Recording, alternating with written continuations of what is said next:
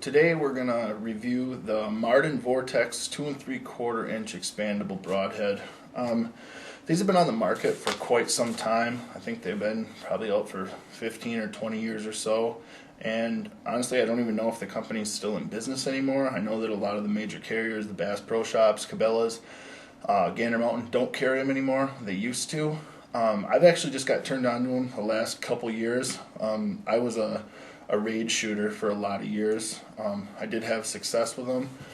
You know, the big entry holes, the big blood trails like everybody talks about. But also had some problems with them that I just didn't really want to deal with anymore. You know, the putting them in the quiver and they come loose. Poor penetration on bone. Had some blades break off on bone hits. As well as one time I actually had a blade come loose in flight while I was shooting at a deer and watched it kick, 4 to 5 feet off course. Fortunately, that time it was just a doe, but had that been a 150-inch buck, might have been a different story on how I felt. So I just figured that there was too much there that had gone wrong for me, that if it ever went wrong on a big buck, I would just be sick about it.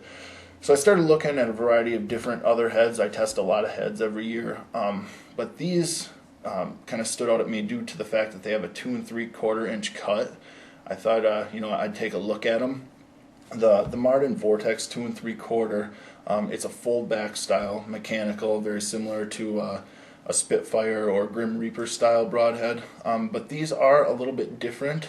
As the first thing you'll probably notice there, you can see that they have these wing blades that stick out. They're 3/4 inches, and you get that when on the entry, you get about a 3/4 to a 1 inch entry wound, which is nice, due to normally on a fold back style head, you just get the little pencil hole that it went in until they actually open up inside.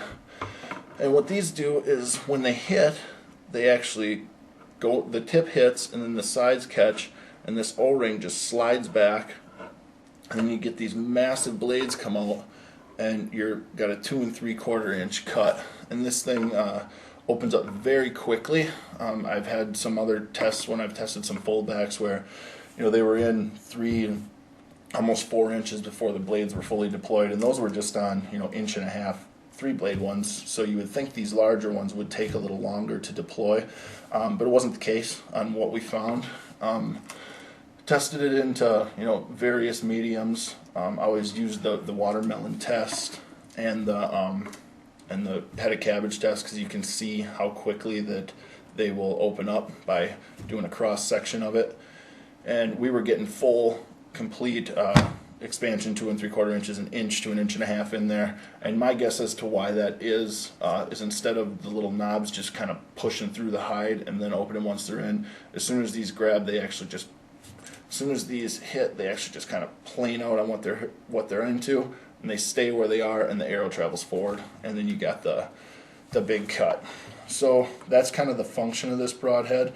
And another nice thing, the O-ring doesn't break; it just slides back. You can reuse it. I've reused the same one, 20, 30 shots. They're big, thick, heavy O-rings. It almost seems like they're too heavy when you first look at it, but then when you realize that it's just spreading open and sliding back and not breaking, it makes sense. And I've never had one of these not open up, so that's not a concern. Another test we did with them too was the off-angle test. For quartering shots, a lot of people get worried when they're shooting on a mechanical that they're going to get deflection on a quartering shot. Not the case with these. We shot it into a 1/4 inch piece of OSB board, 1/4 inch thick, at a variety of different angles. And what I think was happening when it would come in at an angle, these wing blades, if it was sideways, if it hit here, obviously no problem. If it was sideways, the wing blades were actually just digging in, and it was going through. We didn't get any deflection whatsoever. So I would have no qualms about shooting at a deer at a quartering angle with these at all, since if it can lock up into something as hard as OSB board, it's definitely not going to deflect off skin. So that was not an issue at all. The next thing with these, we got them out into the field. I shot 2 different deer. I shot a doe and a buck with these. Worked really great both times. The first test I did was a doe early season. It was a pretty typical Bow shot 20 yards broadside, hit her right behind the front shoulder. Got the 1-inch entry, got a nice pass through, about a 3-inch exit.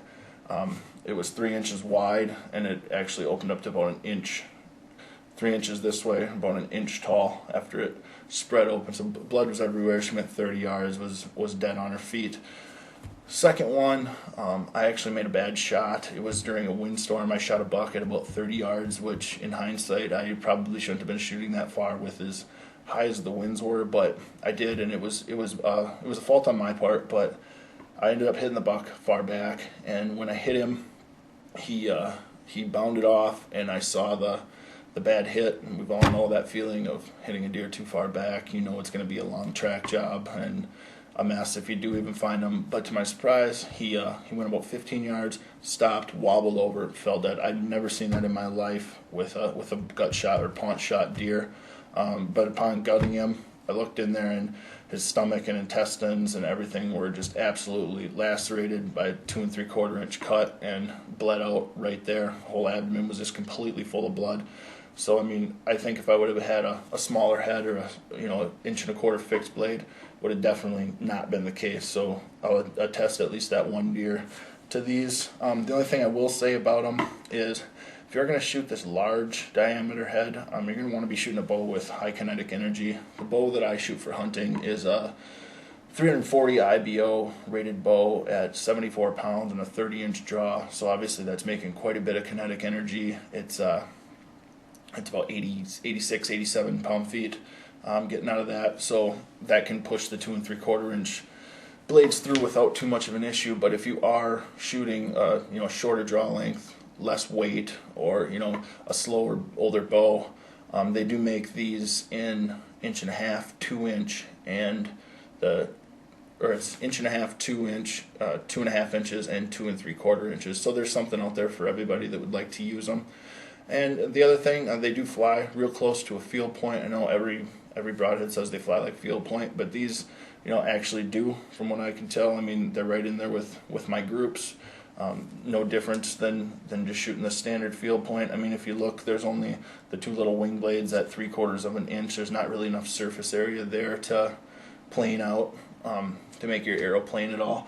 I mean, I use just the standard blazer vanes with a helical, and it seems to stabilize them real well. And I even shoot out to 50, 60 yards, and they hit right with my field point. So real happy with these, and we're going to try them again this season, get some more tests on there, and then we'll put some more of the tests up on the website as well. Thanks for watching.